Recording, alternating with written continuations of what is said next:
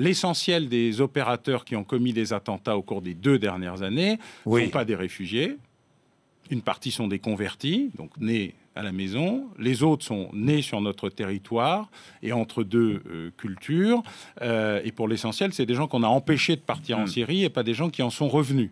Donc, visiblement, il y a une capacité d'infiltration réelle parce que la masse de personnes mises en cause est importante, mais dans la réalité, les vrais professionnels des opérations militaires, ils se battent sur le terrain parce que pour la première fois, un groupe terroriste a pris le contrôle d'un territoire suffisamment important pour qu'ils se battent pour le conserver. Et il y a de nombreux fronts.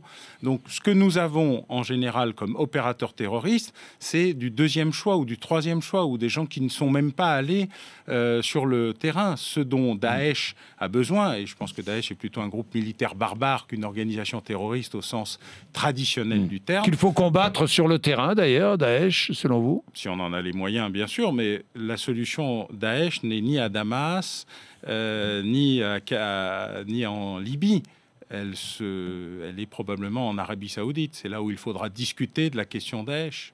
Parce que quand on discute d'un sujet, ce n'est pas ses conséquences qui sont importantes, c'est ses causes. Vous rappelez qu'aujourd'hui, le terrorisme, puisqu'on parle de terrorisme, n'est plus une affaire d'État, mais une affaire d'individus. Alain Bauer. C'est aussi une affaire d'État. C'est aussi une affaire d'État encore. Le terrorisme aujourd'hui est devenu totalement pluriel. C'est les terrorismes. Il reste des États résiduellement, des groupes connus. Alors les Basques, c'est quasiment fini. Les Kurdes, c'est en pleine reprise parce que les Turcs l'ont décidé.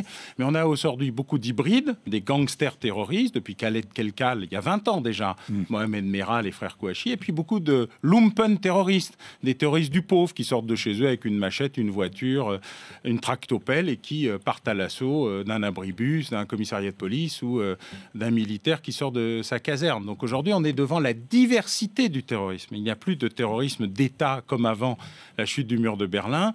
On est aujourd'hui face à plein de terrorismes différents, ce qui explique l'immense difficulté des services à s'adapter à ces nouvelles formes.